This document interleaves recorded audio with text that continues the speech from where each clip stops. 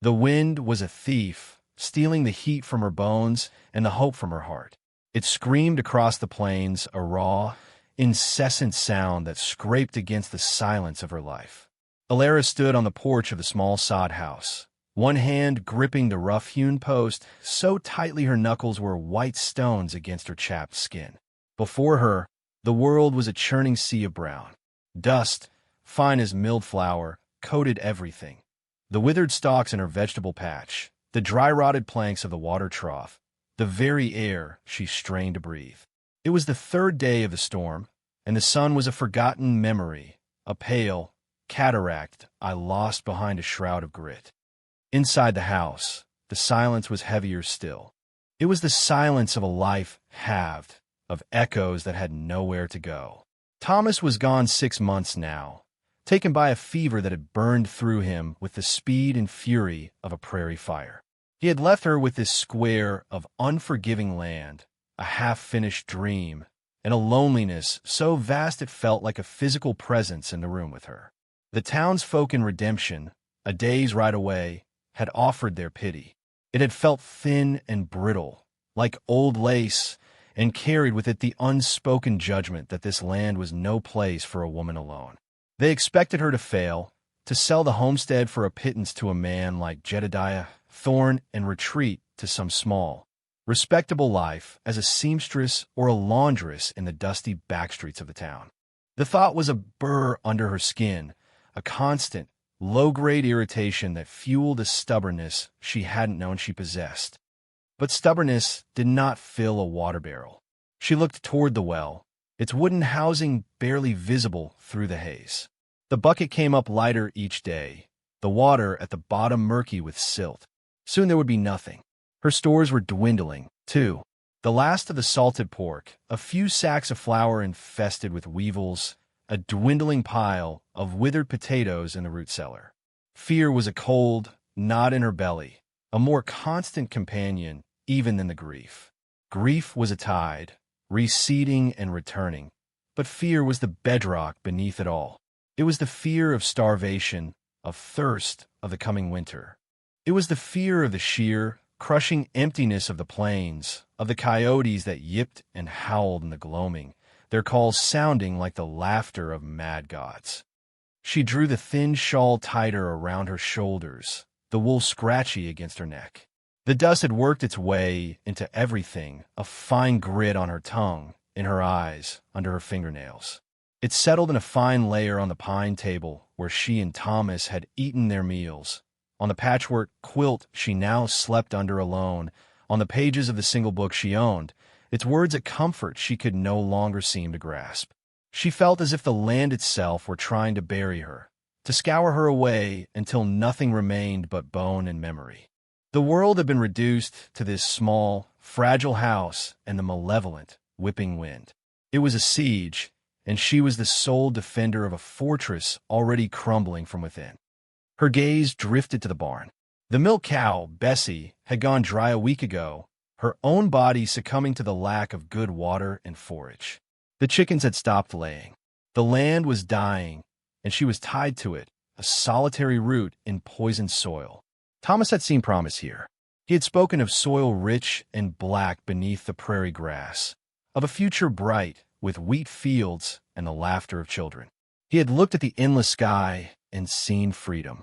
Alara looked at the same sky, now a turbulent ceiling of dirt, and saw only a cage. His optimism had been a fire she had warmed her hands by, but now that it was extinguished, she felt the chill of reality down to her marrow. This was not a place of promise. It was a place of endings. A particularly violent gust of wind slammed against the house, rattling the single glass-paned window in its frame. The sound was like a fist striking wood, and she flinched, her heart lurching in her chest. She retreated inside, barring the heavy plank door against the storm's fury. The interior was dim, the air thick and hard to breathe. A fine layer of dust coated the floorboards, muting the sound of her own footsteps. She walked to the cold hearth, her hand tracing the line of a crack in the stone. They had built it together, stone by heavy stone. Now it was just a dark mouth, offering no warmth. There was no point in lighting a fire. It would only draw the precious, breathable air up the chimney, and she had little wood to spare. Better to hoard the resources she had left, meager as they were. Better to endure the cold. Enduring was all she had left. She sank onto the hard-backed chair at the table, her body slumping with a weariness that went far beyond physical exhaustion. It was a weariness of the soul. She closed her eyes, the sound of the wind filling her head, a desolate hymn for a world turning to dust. Despair, cold and sharp, pierced through her stubbornness. For the first time, she allowed herself to truly consider the possibility that the town was right, that she could not survive this.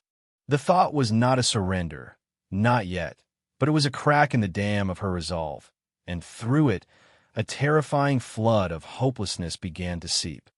The storm broke on the morning of the fourth day. The silence it left behind was more profound, more unsettling than the howling had been. Alara woke to a world earthed in an unnatural, ochre-hued light. The dust was beginning to settle, forming a thick, soft blanket over the landscape. When she unbarred the door and stepped outside, the air was still and heavy, tasting of earth and grit. The world looked scoured, remade. The horizon was a clean, sharp line again, and the sky above was a pale, washed-out blue. The immediate crisis of the storm had passed, but the larger one, the slow, creeping crisis of survival, remained, starker now in the clear, unforgiving light. Her first thought was of the well. She took the bucket and walked the short distance, her boots sinking into the fresh layer of dust. The rope creaked in protest as she lowered the bucket, the sound loud in the morning stillness. It struck the bottom with a hollow, wooden thud, not the splash she had been praying for. When she hauled it up, it contained less than a cup of muddy water. The knot of fear in her stomach tightened into a cold, hard stone. It was then that she saw him, a shape dark against the pale earth, lying near the crumbling remains of her fence line. At first, she thought it was a dead animal, a coyote, or a stray steer caught in the storm. But as she drew closer, her hand instinctively going to the small skinning knife she wore at her belt, the shape resolved into the form of a man. He was face down, one arm flung out as if reaching for something. A wide-brimmed hat lay a few feet away, half buried in dust. He was utterly still. Her heart hammered against her ribs. A dead man, another body for this land to claim. She crept closer, her steps cautious. Her first instinct, born of fear and isolation, was to retreat, to bar the door and pretend she had seen nothing. A stranger meant trouble. A dead stranger meant questions she couldn't answer. But as she stood over him, she saw the slight, almost imperceptible rise and fall of his back. He was alive, barely. He was dressed in dark, trail-worn clothes, all of it coated in the same layer of dust that covered everything else. A gun belt was cinched low on his hips, the holster empty. His pistol lay half-submerged in the dirt nearby, a testament to a final, stumbling collapse. She knelt, her knees sinking into the soft dust, and cautiously rolled him over. His face was gaunt, weathered, and stubbled with several days' growth of dark beard. His lips were cracked and black, his skin stretched tight over his cheekbones. He was younger than she first thought, perhaps 30, but his eyes, when they fluttered open for a brief, unfocused moment, looked ancient. They were a pale, startling gray, like a winter sky, and they held no recognition, only a deep, animalistic exhaustion. Then they closed again. A war raged within her. Every instinct for self-preservation screamed at her to leave him. She had nothing. Her water was nearly gone. Her food was scarce. She could not afford another mouth, another body to care for. He was a gunslinger, judging by his rig, a man who likely lived by violence and trouble. He was a danger, and yet she could not do it. She could not leave him to die. It was not pity, not exactly. It was a hard, pragmatic refusal to be the kind of person who would watch another human being perish at her doorstep. It was perhaps a final, defiant act against the cruelty of this land. If it was going to take everything from her, it would not take that. With a strength born of desperation, she managed to get her arms under his shoulders and drag him. He was heavier than he looked, a dead weight of muscle and bone. She strained, her muscles screaming, her breath coming in ragged, dusty gasps. She dragged him across the yard, his boots leaving 2 long furrows in the dust. The short distance to the house felt like a mile. Getting him over the threshold was a clumsy, agonizing process. She finally managed to haul him onto the floor just inside the door, where he lay limp and unconscious.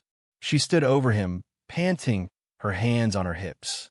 The stranger was an invasion, a disruption of the grim, lonely order of her life. His presence filled the small cabin, making it feel even smaller. She fetched the cup of muddy water from the well bucket and, propping his head up, tipped a small amount between his cracked lips. He swallowed convulsively, a flicker of life in the parched desert of his body. She used a rag dipped in the precious liquid to wipe the dust from his face, revealing a harsh, unyielding landscape of a man.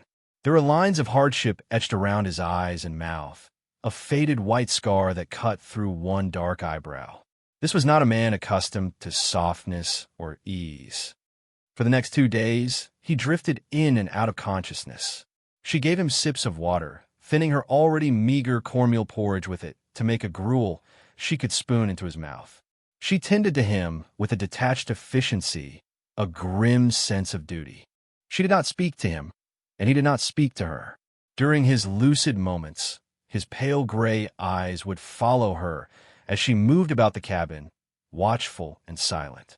There was no gratitude in his gaze, but there was no threat either. There was only a quiet, unnerving assessment. She felt like a creature being observed by another, their shared predicament stripping away the niceties of human interaction, leaving only the raw calculus of survival. On the 3rd morning, she woke to find him sitting up, his back against the wall. He had pulled the threadbare blanket up to his waist. He looked weak, but the fog of near death had lifted from his eyes. They were clear and sharp. He nodded at her, a single, economical movement of his head. "Obliged," he said. His voice was a low rasp, like stones grinding together. It was the first word he had spoken. Alara merely nodded in return, turning to the hearth. There was no need for more words. The situation was plain. He was alive. She was the reason. The debt was unspoken but absolute. Later that day, he got to his feet, swaying slightly. He walked to the door and looked out at her barren yard, at the broken fence, at the pathetic, withered garden. He looked at the well. Then he turned back to her. "I'll work for my keep," he stated. It was not a question or an offer. It was a fact. Silas, as she learned his name did not believe in wasted motion or wasted words. He began to work the day he could stand without swaying. His movements were slow at first, hampered by weakness, but they were filled with a deep, innate competence that Alara found herself watching with a mixture of suspicion and grudging respect. He started with the fence, gathering the scattered, wind-blown posts and methodically resetting them, his hands, though still thin, showing a surprising strength as he drove them back into the hard-packed earth. He moved with a quiet economy, each action purposeful and direct. He did not hum or whistle. The only sounds were the thud of the post driver and his own steady breathing. Alara kept her distance, observing him from the porch or through the small cabin window as she went about her own grim tasks. She was mending a tear in her last serviceable dress, the needle moving in and out of the coarse fabric, her thoughts as tangled as the thread. This man was a complete unknown. He had appeared out of the dust like a ghost, a silent, capable presence that had fundamentally altered the landscape of her solitude. Her fear of him had not vanished, but it had changed. It was no longer the sharp fear of a direct threat, but a dull, persistent unease, the wariness of a wild animal that has allowed another into its territory. She watched his back, the muscles moving smoothly under his worn shirt. He was lean but powerful, built for endurance rather than brute force. He never seemed to tire, just to pace himself, working from sunup until the light began to fail. One afternoon, after he had finished reinforcing the sagging roof of the barn, he turned his attention to the well. He spent a long time simply looking at it. His gray eyes narrowed in concentration. He hauled up the bucket, tasted the muddy dregs, and spat the grit onto the ground. He tested the rope, the pulley, the wooden frame. Then he came to the house. He stood at the open door, not entering until she acknowledged him with a glance.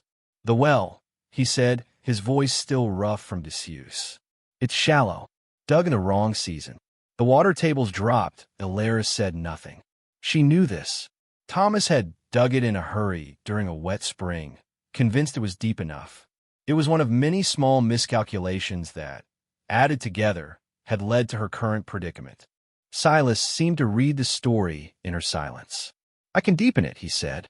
"It'll be hard digging. Need to shore it up as I go. But there's water down there. Deeper." The idea was a small, fragile spark in the darkness of her thoughts. More water. Clean water. It was the key to everything.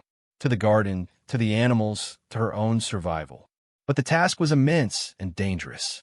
A well collapse could bury a man alive. "It's not safe," she heard herself say, the words quiet. He looked at her, his expression unreadable. Staying here without water isn't safe either. He was right, of course. His logic was as stark and unyielding as the landscape. There was no choice. She gave a single, sharp nod. The next day he began to dig. He fashioned a harness for himself and rigged the pulley system so she could haul up the buckets of dirt. It was backbreaking work for them both. He would disappear into the dark, narrow hole for hours at a time. The only sign of him the steady stream of dirt-filled buckets she hauled up, her arms and back aching with the strain. In the quiet evenings, they would sit in near silence. He would eat the meager meal she prepared, usually a thin stew of potatoes and, if she was lucky, a snared rabbit. Without complaint, his gaze distant.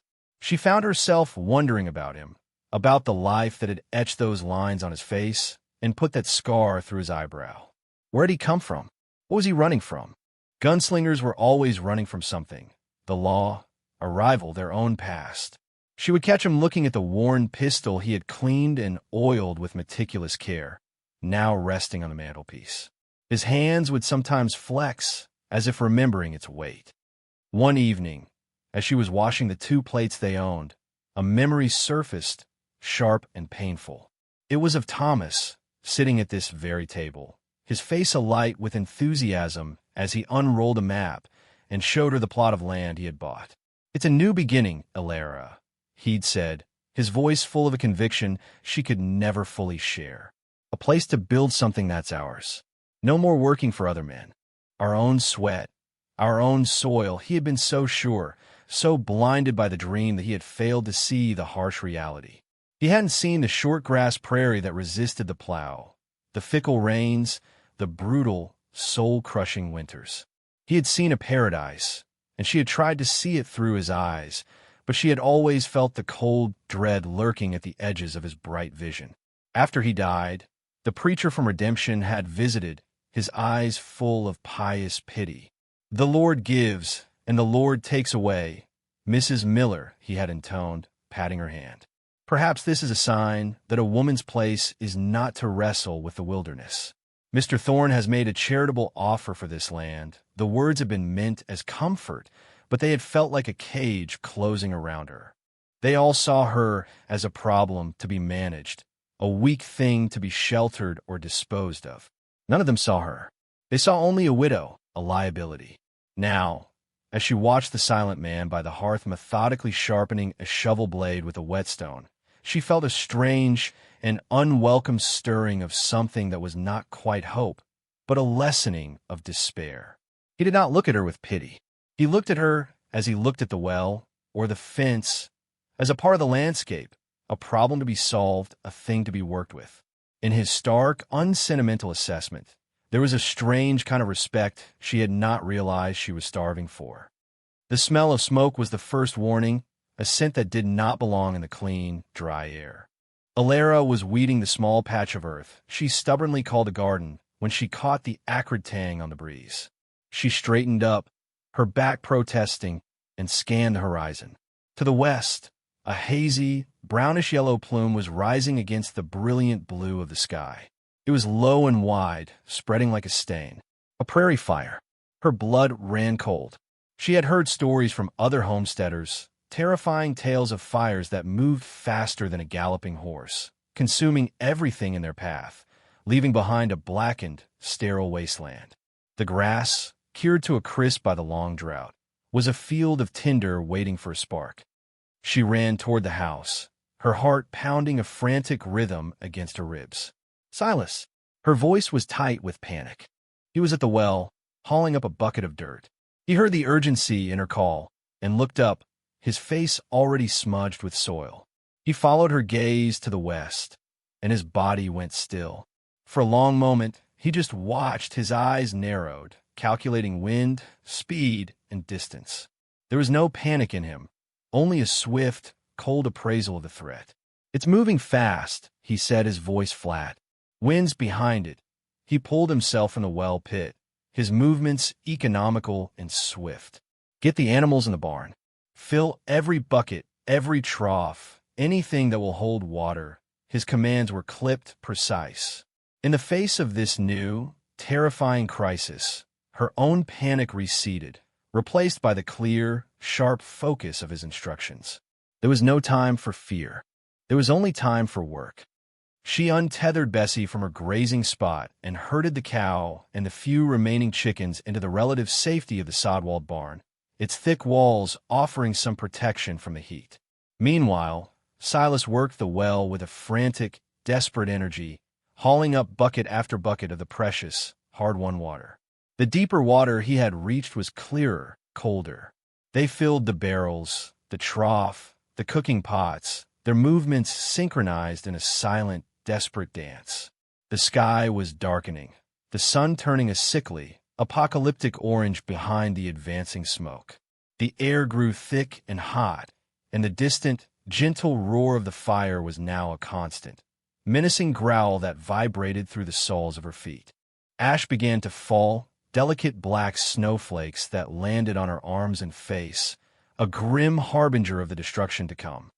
"We need a fire break," Silas yelled over the growing noise. He grabbed 2 shovels from the barn, tossing one to her. "Start from the corner of the house. Dig to bare earth, as wide as you can." They began to dig, their shovels biting into the dry soil, turning over the prairie grass to expose the dark earth beneath. It was brutal, soul-destroying work. The heat was becoming intense, a physical presence that pressed in on them. Sweat poured down her face, stinging her eyes, leaving pale tracks in the coating of soot and dust that already covered her skin. Her lungs burned with every breath of the superheated, smoky air. She worked mechanically, her mind narrowed to the simple, repetitive motion. Drive the shovel, lift the dirt, toss it aside. Beside her, Silas was a machine, his rhythm unwavering, his powerful shoulders driving the shovel into the ground again and again. The fire was upon them now. The roar was deafening, a monstrous, living sound. Flames, 30 feet high, leaped and danced at the edge of their property, consuming the dry grass with an insatiable hunger. The heat was a physical blow, so intense it felt as if it were peeling the skin from her face. Embers, carried on the wind, rained down around them, starting small spot fires that they rushed to stomp out with their boots. Silas grabbed 2 heavy burlap sacks from the barn, doused them in the water trough, and handed one to her. "Beat back anything that crosses the break," he shouted, his face a grim mask of soot. They moved along the fire break, beating at the small tongues of flame that leaped across their hastily dug trench. The wet sacks hissed and steamed as they struck the fire. It was a primal, desperate battle, 2 small human figures against a raging element. Alara lost all track of time. Her world shrank to the blistering heat, the choking smoke, the searing pain in her muscles, and the rhythmic, exhausting slap of the wet sack against the burning ground. At one point, a larger tongue of fire flared up near the corner of the barn. Before she could react, Silas was there, throwing his body in front of it, beating it down with a savage fury. The sleeve of his shirt caught fire, and he calmly dropped the sack to slap the flames out against his leg, his movements quick and certain. He didn't even seem to register the pain. He simply picked up the sack and went back to work. In that moment, Watching him, Elara felt a surge of something fierce and unfamiliar. It was a shared will, a common purpose forged in the heart of the inferno. They were no longer a wary woman and a silent stranger. They were two people fighting for the same small patch of ground, for the same breath of air. As quickly as it had arrived, the main front of the fire passed them by, sweeping eastward across the plains, leaving a smoking, blackened Hell's Cape in its wake. The immediate danger was over, but the air was still thick with smoke, and small fires still smoldered all around them. They spent another hour extinguishing the last of the embers, their movements slow and heavy with exhaustion. Finally, it was done. They stood in the center of their small, green island, surrounded on all sides by a sea of black. The house, the barn, the well, they were saved. They were covered in soot, their clothes were scorched, and their faces were blackened masks from which their eyes shone with a weary, shell-shocked brightness. Silas walked to the water barrel, dipped a ladle in, and drank deeply. Then he filled it again and held it out to her. His hand was steady. As she reached for it, her trembling fingers brushed against his. The contact was brief, a fleeting touch of soot-stained skin against soot-stained skin, but in the ringing silence of the fire's aftermath, it felt as powerful as a shout. She took the ladle and drank, the cool water a blessing on her raw throat. They didn't speak. They just stood there, breathing in the smoky air, two survivors on a scorched earth, bound by the trial they had just endured. The week after the fire was one of surreal stillness. The world was black and silent, the air perpetually smelling of ash. But within the small perimeter of their firebreak, life remained. The sod house stood, grimy but intact. The barn was safe. And most importantly, the well, now significantly deeper, yielded cool, clean water with every turn of the crank. That water was life. It was a victory so profound it felt sacred. The sight of it, splashing clear and bright into the bucket, was a balm to Elara's soul. It washed away not just the soot and the grime, but some of the deep, clinging despair that had taken root in her. A subtle but significant shift occurred within her. The constant, grinding effort of mere survival began to give way to something new, the deliberate act of building. She saw the future not as a looming threat to be endured, but as a patch of earth to be cultivated. Silas's success with the well had been a catalyst. It was a tangible result, proof that effort could triumph over the harshness of the land. It demonstrated that their combined labor could yield more than just a stalemate with oblivion. It could create an advantage. Her garden became her focus. With a new, reliable source of water, she tended the thirsty plants with a devotion that bordered on reverence. She spent hours on her knees, carefully pulling weeds, loosening the soil, and watering the roots of the struggling squash and bean plants. Before, the garden had been an act of desperation. Now it was an act of faith. One morning, Silas watched her from the porch as she worked, a small, determined figure amidst the green shoots. He had been repairing the harness for Bessie, his hands moving with their usual quiet competence. He saw the new set to her shoulders, the focused intensity in her movements. She was no longer just waiting for the land to kill her. She was fighting back. He said nothing, but a flicker of something, approval, perhaps, or simply recognition, passed through his pale eyes before he returned to his task. The change in Elara was not confined to the garden. The fire had burned away a layer of her fear, cauterizing the wound of her helplessness. In its place, a harder, more resilient substance was forming. She began to think about protection in a more concrete way. The prairie fire had been an act of nature, but she knew there were other, human threats that could be just as destructive. Her isolation was both a shield and a vulnerability. One afternoon, she went into the house and opened the old wooden chest at the foot of her bed. Beneath a layer of Thomas's clothes, which she still hadn't been able to bring herself to discard, was his rifle. A Winchester, heavy and solid. She hadn't touched it since his death. The sight of it brought a pang of grief, a memory of him teaching her to shoot, his hands over hers, his voice patient. She had been a poor student, flinching at the loud report, closing her eyes when she pulled the trigger. She carried the rifle outside, along with a box of cartridges and a cleaning kit. She sat on the porch steps and methodically began to disassemble it, cleaning away the dust and applying a light coat of oil, just as Thomas had shown her. The metallic scent of the gun oil, the solid, mechanical clicks of the action as she worked it. These things felt grounding, real. Silas stopped his work at the barn and watched her for a moment. He walked over, wiping his hands on a rag. He didn't ask what she was doing. The purpose was obvious. He simply knelt beside her, picked up the rifle stock, and pointed to a small patch of rust she had missed near the trigger guard. Here, too, he said. It was the first time he had initiated a conversation that wasn't about immediate, necessary work. She nodded, dipping the cloth in oil and scrubbing at the spot. They finished cleaning the rifle in a shared, comfortable silence. Later, she took it out to the edge of the fire break and set up a few empty tins on a fence post. The first shot was jarring. The recoil slammed the stock into her shoulder, and the noise made her flinch, just as it always had. The tin remained untouched. She cursed under her breath, reloading the chamber with a frustrated jerk of the lever. She fired again, and then again, missing each time. Her frustration mounted. This was another thing she was failing at, another way she was not enough. She was about to give up when Silas's shadow fell over her. He came and stood behind her, so close she could feel the warmth of his body. He didn't speak for a moment, just watched her. "You're closing your eyes," he said finally, his voice low, "and you're fighting the kick. Let the gun be part of you." He reached around her, his hands covering hers on the rifle. One hand gently adjusted her grip on the stock, the other settled over her hand on the trigger guard. His touch was firm, impersonal, the touch of an instructor. But his proximity was overwhelming. She could smell the scent of sun, sweat, and clean earth on him. "Breathe out," he murmured, his voice close to her ear. "Line up the sight. Don't think about the noise. Don't think about the kick. Just see the target.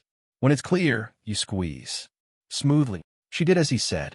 She took a breath, let it out slowly, and focused on the small metal sight at the end of the barrel, aligning it with the distant, glinting tin. For a moment, the world narrowed to that single point of focus. She squeezed the trigger. The explosion was still loud, the kick still sharp, but she kept her eyes open. The tin leaped from the post and spun through the air. A clean hit. A slow smile touched her lips, the first genuine smile in months. She looked up at Silas. He was already stepping back, giving her space, his face as impassive as ever.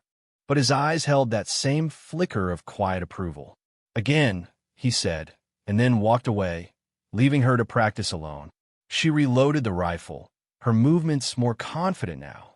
The heavy weapon no longer felt like a burden, a relic of her husband's life. It felt like a tool. It felt like her own. The visit from Jedediah Thorne came on a hot, windless afternoon a few weeks after the fire.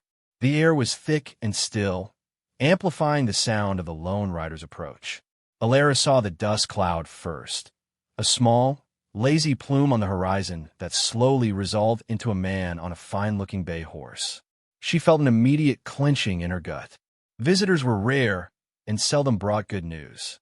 As he drew closer, she recognized the portly figure and expensive, if dusty, suit. Thorne was a man who was buying up homesteads from failed farmers and struggling widows, consolidating the small plots into a burgeoning cattle empire. He controlled the bank, the general store, and half the opinions in the town of Redemption. Silas was near the barn, splitting logs for the coming winter, the rhythmic chunk of the axe a steady heartbeat in the afternoon quiet. He paused, resting the axe head on the chopping block, and watched the rider approach. His posture was relaxed, but Alara could see the watchfulness in him, the way his body was perfectly still, conserving energy, observing. Thorne reined in his horse near the porch, taking in the scene with a sweeping, proprietary gaze. He noted the green garden, the repaired fence, the neat stack of firewood. His eyes, small and shrewd, flickered over to Silas for a moment, a flicker of surprise and calculation in them, before settling on Alara. He dismounted with a grunt, his polished boots sinking into the dust. "Mrs. Miller," He began, removing his hat and wiping a sheen of sweat from his brow with a silk handkerchief. His tone was a practiced blend of condescension and sympathy. I was in the area and thought I would call upon you. A terrible business, that fire. We saw the smoke from town. I'm relieved to see you were spared. Ilara stood on the porch, her arms crossed over her chest, saying nothing. She did not invite him to sit. She did not offer him water. Her silence seemed to unnerve him slightly. It is a harsh country, he continued, gesturing vaguely at the blackened plains beyond her property line. Especially for a lady on her own. It weighs on my conscience, it truly does. Which is why I have come to repeat my offer. A fair price for this parcel. Enough for you to get a comfortable room in town, find some respectable work. It is my Christian duty to see you settled safely. The words fair and Christian duty sounded obscene coming from his lips. His offer, as she recalled from the preacher's visit, was less than half of what the land and its improvements were worth. He was a vulture circling, waiting for her to die so he could pick the bones. I'm not selling, Mr. Thorne, she said, her voice clear and steady. The words felt good in her mouth, solid and real. Thorne's practiced smile tightened at the edges. A commendable, if foolish, bit of sentiment, my dear. But sentiment doesn't fill a larder or keep the wolves from the door. And there are other kinds of wolves on these plains than the four-legged kind. His gaze flicked meaningfully towards Silas, who had not moved, his hand still resting on the handle of the axe. The implication was clear and ugly. I have a hired hand, Mr. Thorne, Ilara said coolly, meeting his gaze without flinching. I'm managing just fine. Thorne's eyes narrowed. He looked at Silas again, taking in the worn gun belt, the lean, hard look of him. This was not the picture of a desperate, failing widow he had expected. This complicated things. Is that so? He said, his voice losing its oily charm and taking on a harder edge. Well, do be careful who you place your trust in. Good help is so hard to find. He put his hat back on, the gesture sharp and dismissive. My offer stands. When you come to your senses, you know where to find me. He climbed back onto his horse, turned the animal with a rough jerk of the reins, and rode away without a backward glance. Ilara watched him go, a slow-burning anger simmering inside her. The town's pity had been suffocating, but Thorne's greed was a direct, tangible threat. He wanted her land, and he was not a man accustomed to being told no. The societal pressure she had felt now had a face, plump and sweating and cruel. When he was gone, Silas finally moved. He picked up the axe and split another log with a single, powerful swing. The two halves fell away cleanly. He didn't look at her or comment on the visit. He simply went back to work. But the rhythm was different. The swings of the axe seemed harder, sharper. Later that evening, after the sun had set in a blaze of bruised purple and orange, Silas was washing at the pump near the barn. He had stripped off his shirt, and in the fading light, Ilara, who had come out to fetch a bucket of water for the morning, saw his back. It was a road map of a violent life. A long, puckered scar ran diagonally from his left shoulder blade almost to his right hip, the result of a blade by the look of it. There were other, smaller scars too, the round, indented mark of an old bullet wound on his shoulder, a latticework of fainter white lines. She stopped, the bucket handle cold in her hand. She said nothing, asked nothing. The questions that had plagued her about his past suddenly seemed intrusive and irrelevant. The scars told their own story, a story of pain and survival. They were a testament to the fact that he understood men like Thorne. He understood threats, and he knew how to face them. He turned, sensing her presence, and reached for his shirt, his movements unhurried. Their eyes met for a brief moment across the dusky yard. No words were exchanged, but something passed between them, an unspoken acknowledgement of the new danger and an unspoken alliance against it. Thorne did not wait long to escalate his campaign of intimidation. A few days after his visit, Ilara went to the chicken coop to find the door torn from its leather hinges and 3 of her 6 remaining hens dead, their necks broken. There were no tracks of a coyote or a fox. The ground was disturbed only by the print of a man's boot. It was a message, cruel and clear. Fear, cold and familiar, tried to reclaim her. She felt the old vulnerability the terror of being alone and targeted. But this time, another feeling rose to meet it, a hot, sharp-edged anger. This was not the impersonal cruelty of nature. This was the deliberate malice of a man.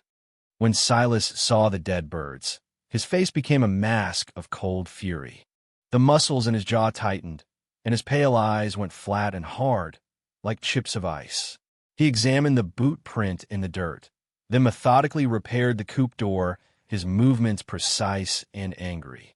He said nothing, but his silence was more menacing than any threat. That evening, he took the rifle and a blanket and sat on the porch, watching the darkness. He did not sleep.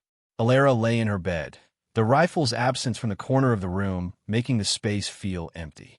She listened to the sounds of the night, her ears straining for any unnatural noise. But the only sound was the steady, comforting creak of the porch chair as Silas kept his vigil. The next week, a section of the newly mended fence along the property's western edge was cut, the wires snipped cleanly. It was another petty act of vandalism, designed to wear her down, to make her feel unsafe and besieged. They spent the next day repairing it, working side by side under the hot sun. The shared labor, the common enemy, continued to forge their unspoken bond. Her reliance on him was growing, a fact that both comforted and unsettled her. She had spent so long relying only on herself. That afternoon, as the shadows began to lengthen, she found him by the corral, not working, but simply standing, watching the horizon. His stillness had a predatory quality to it. He knew, as she did, that this would not end with dead chickens and cut fences. Thorn was testing them, probing for weakness. Eventually, he would tire of the game. "We're low on flour," she said, coming to stand beside him. "And salt. We'll have to go to town." She had been dreading it. The thought of facing the whispers and stares, of seeing Thorn on his own territory, made her stomach tighten. "I know," he said, his gaze not leaving the horizon. He turned to her then, his expression serious. "When we go, we stay together. Understand?" She nodded. He seemed to decide something then. He walked over to where she had been practicing with the rifle earlier that day. "Your aim is better," he stated, "but you're slow to reload. In a fight, slow is dead." He picked up the rifle. "Show me." She fumbled with the cartridges, her fingers suddenly clumsy under his watchful eye. He took the rifle from her. "Not like that. You're thinking too much." He stood behind her again, his voice a low murmur near her ear. "Hold the rifle here," he instructed, guiding her left hand to brace the forestock. "Cartridges in your right. Don't look at your hands. Feel it." His hands covered hers, guiding her through the motions. Thumb to the loading gate. Press the cartridge in. Feel the click of the spring. Lever the action. Smooth, fast, efficient. His fingers were calloused and strong over hers. The instruction was entirely practical, yet the intimacy of the moment was undeniable. It was a lesson in survival, but it was also a lesson in trust. He was teaching her to be capable, to be a partner, not a liability. "Again," he said, his voice a low rumble. She practiced the motion over and over, until her fingers were sore and the movements became second nature, a fluid, ingrained sequence of muscle memory. They were preparing for a war, and he was turning her into a soldier. The fear was still there, a cold stone in her gut, but now it was overlaid with a grim, steady resolve. Let Thorn come. They would be ready. The wagon wheel groaned a rhythmic complaint as it rolled over the hard-packed dirt road to Redemption. Alara sat on the buckboard, her back straight, her hands clenched in her lap. Beside her, Silas handled the reins, his posture relaxed, but his eyes constantly scanning the landscape. The 30 miles to town passed in near silence, the air thick with an unspoken tension that was more draining than conversation. The blackened, fire-scarred plains eventually gave way to the sparse, dusty grasslands that surrounded the town. Redemption rose from the prairie, a haphazard collection of unpainted wooden buildings huddled under a vast, indifferent sky. It looked small and mean. As they guided the wagon down the main street, heads turned, windows and doorways filled with curious, hostile faces. Alara felt their stares like physical blows. She was the stubborn widow who refused to know her place, and he was the grim, silent stranger she had taken in. Their story, twisted and embellished by gossip, had clearly preceded them. She saw Mrs. Henderson, the baker's wife, whisper something to her husband behind a cupped hand, her eyes sharp with judgment. Alara lifted her chin, refusing to look away, meeting the woman's gaze until she flushed and turned back to her work. But the effort was exhausting. It felt as though the entire town had arrayed itself against her. They pulled up in front of the general store. From across the street, in the shadowed interior of the saloon, Alara saw a face at the window, Jedediah Thorne. He stood there, a drink in his hand, watching them. A cold smile touched his lips before he stepped back into the darkness. The trap was already being set. "Get what we need," Silas said, his voice low. "Nothing more. Don't talk to anyone." He tied the horse to the hitching post, his movements deliberate. He didn't look toward the saloon, but she knew he was aware of Thorne, of the men who would now be gathering there. They entered the store, a bell tinkling softly above the door. Mr. Abernathy, the proprietor, a man who had always been kind to Thomas, suddenly found himself very busy organizing tins on a shelf, his back to them. He grunted in response to Alara's list, fetching the flour, salt, coffee, and cartridges without meeting her eyes. The transaction was swift and cold. The air in the store was thick with fear. Abernathy was clearly terrified of being seen as friendly to them. As they stepped back out into the harsh sunlight, the street seemed quieter, emptier. Several horses that hadn't been there before were now tied to the rail in front of the saloon. Silas loaded the sacks of supplies into the back of the wagon, his movements unhurried. Alara stood beside him, her hand resting on the wagon's side, trying to control the trembling that had started in her fingers. She could feel the eyes on them from the saloon, from the shadowed alleyways. The town was holding its breath. "We're not leaving yet," Silas said quietly, his back still to the street as he adjusted a rope over the supplies. "They want us on the road. An ambush out on the plains, where there are no witnesses." Her blood ran cold. He had seen the shape of the trap instantly. "What do we do?" she whispered, her voice barely audible. He finished his knot and turned to face her. His gray eyes were calm, but hard as granite. "We don't give them the ground they want. We choose our own."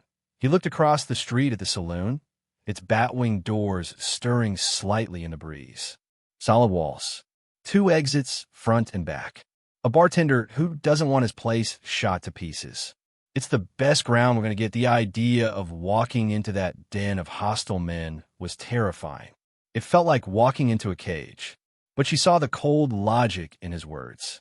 Out here, on the open street, they were exposed. "All right," she said, her voice firmer than she felt. He gave her a single, sharp nod. He took the new box of rifle cartridges from the wagon and handed it to her. "Keep this."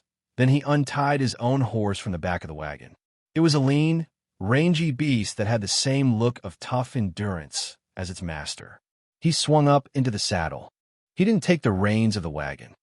"Go to the saloon," he said, his voice quiet but carrying an absolute authority. "Walk. Don't run. Go inside. I'll be right behind you." He was drawing their fire, making himself the more obvious target. He was giving her a chance to get to cover. For a moment, she could only stare at him, her heart caught in her throat. Then she turned and did as he said. Each step across the dusty street fell a mile long. The saloon doors loomed before her. She could hear the faint murmur of voices from within, the clink of a glass. She pushed through the doors and stepped into the smoky dimness. The saloon went silent. A dozen pairs of eyes turned to her.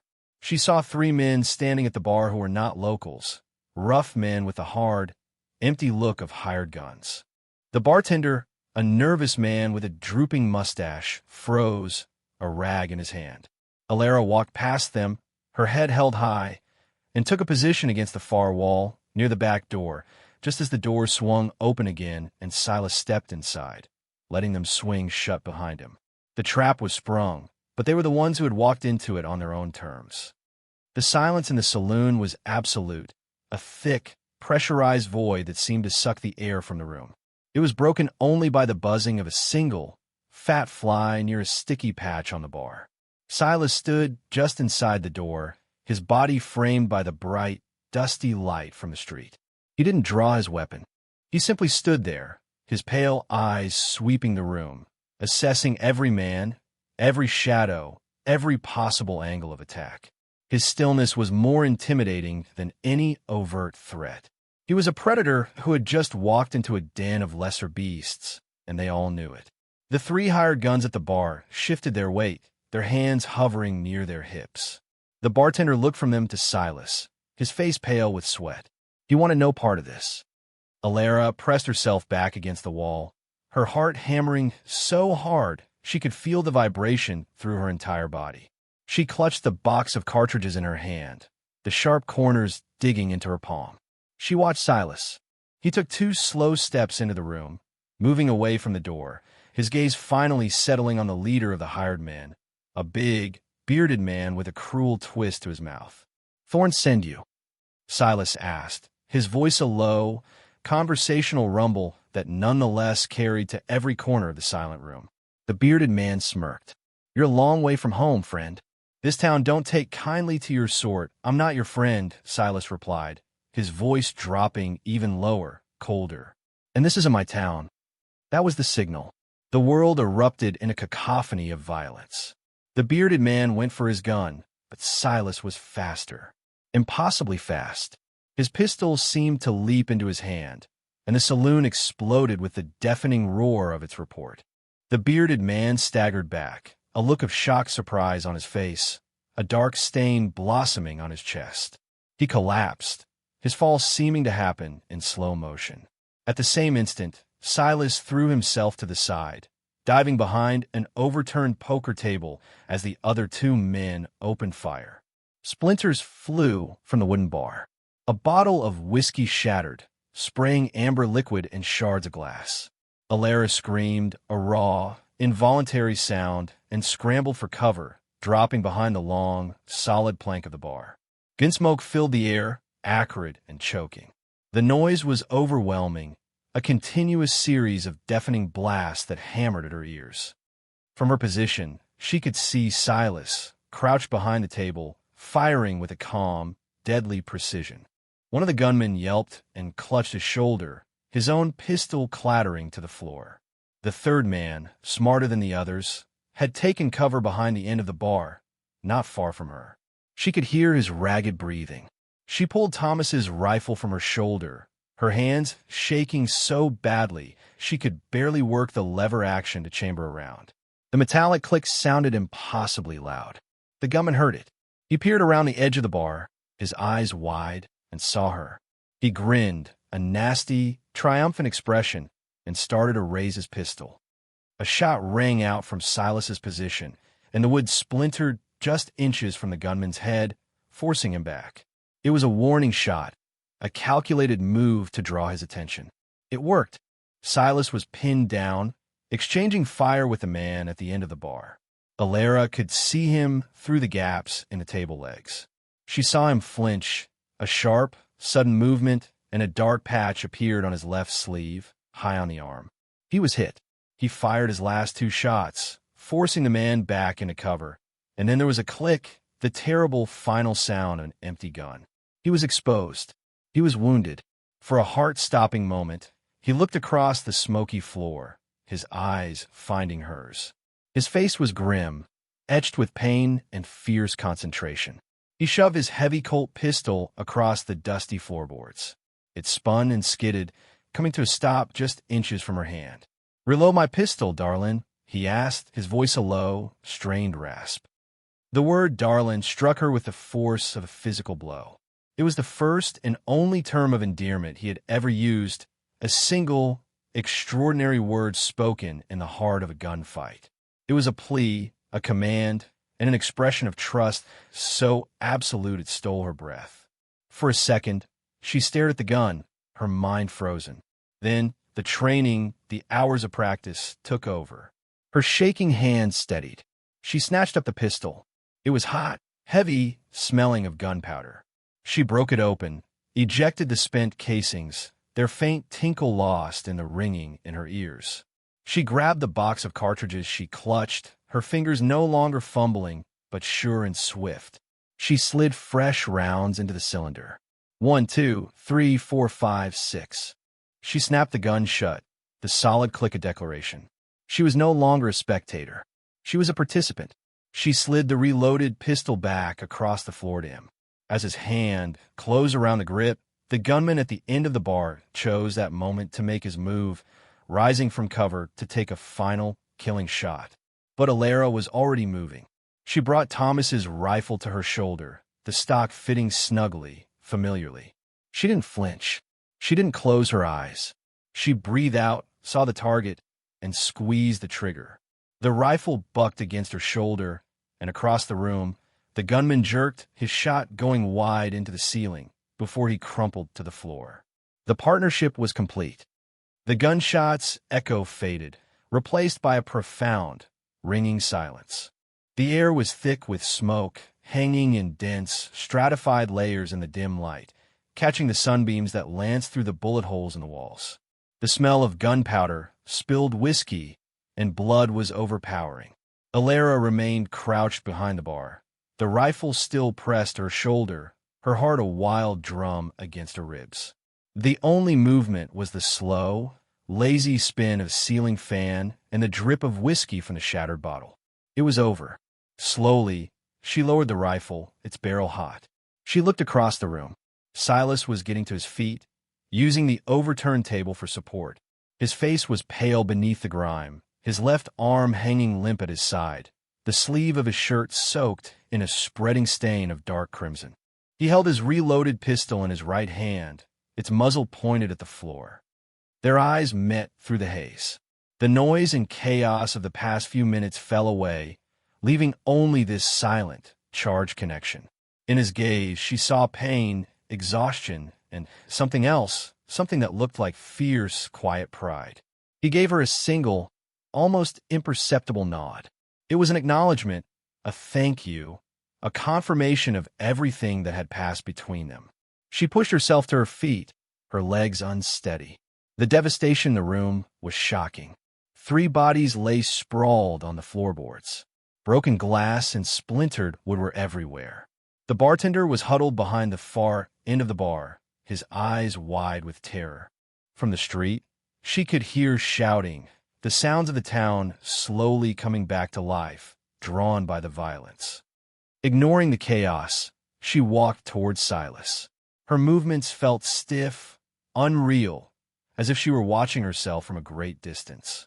She stopped in front of him, her eyes fixed on the bloody tear in his sleeve. Without a word, she reached for the hem of her dress, tore a long, clean strip from her petticoat, and began to bind his wound. Her fingers were deft and steady as she fashioned a crude but effective pressure bandage, working to stanch the bleeding.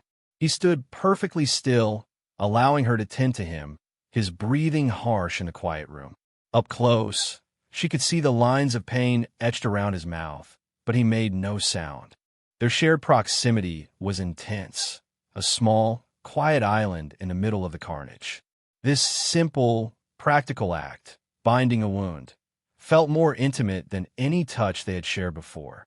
It was an act of care, of partnership, a physical manifestation of the bond forged in shared hardship and sealed in gunfire.